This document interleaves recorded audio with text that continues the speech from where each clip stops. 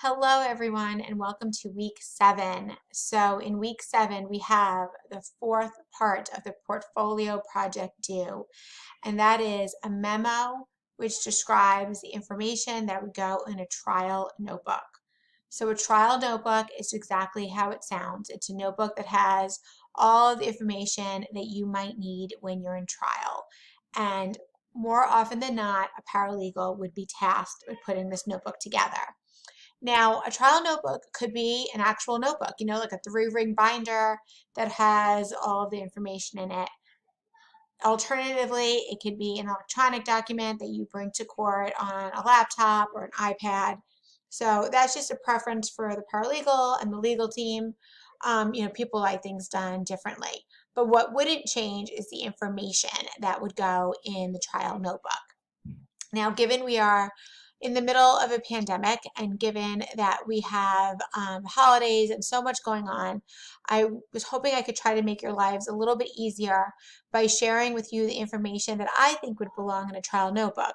However, this is still some work for you to do because in the memo, you want to not only include what should go in a trial notebook, but also the reasoning. And that's obviously the most important part. So I'm not going to go through the reasoning because that's what I would like you to do, but I did think I could give you an outline of the type of information. Now, this is not exhaustive. This is just the type of information that I thought of off the top of my head. Feel free to change it to, have a different order or to include more or different items. It's your project, so you should do it the way you want. This is just an idea of some of the information that I would include in a trial notebook. And now again, for the assignment is not to create the notebook, but it's to write a memo about it. So a few quick tips about the memo. The memo is to your supervising attorney, so she does know the facts of the case. However, as I told you guys in the past, it's important for these documents to always be able to stand alone. So even though the attorney might know the facts of the case, you should still rewrite them.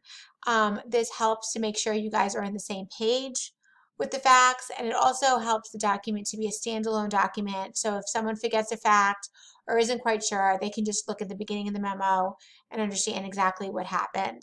So make sure you include those facts. The tone of the memo should be professional. It's going to an attorney, and you're going to be writing in an organized, logical flow the types of information that should go in the trial notebook, and as I noted, more importantly, the reasoning. So I'm just going to quickly run through this list. Again, I'm not going to explain why these documents should go in there because I'm going to leave that to you. So you should include the pleadings, which would include a complaint and an answer.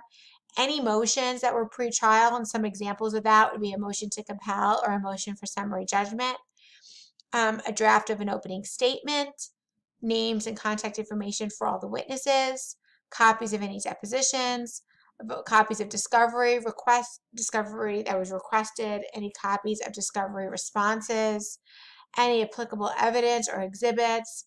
I would be specific here. Some examples would be police reports, photos, medical records. My suggestion here to include more would be to go back to that discussion we had earlier in the course when we were discussing the types of information you would ask during a pretrial interview or just during the investigative phase. You guys had come up with some great ideas during that discussion of items that you would think would be useful. So, things like that could go here. Any questions you would ask the witnesses or that the attorney would ask the witnesses during trial, a draft of closing arguments, any other evidence that we didn't already discuss, any legal authority that's very important to your case. Legal authority means statutes or cases, past precedent. Any other trial notes that you want to have. Remember, when you are at trial, you're not going to have everything, but you are going to have this notebook. So anything that you want to remember or you want the attorney to remember, you can, note that here. Any possible post-trial motions that you think might come up. Again, that would just be assumptions. And then any other information that you think you would like to choose to include. If you have to make any assumptions as you draft this, that's fine. Just be consistent. And so this is an idea of what I'm looking for. Again, just try to organize it logically. And remember, you're not actually making the notebook. It's just a memo describing the information that should go in and why. So I really do hope this helps. Thanks.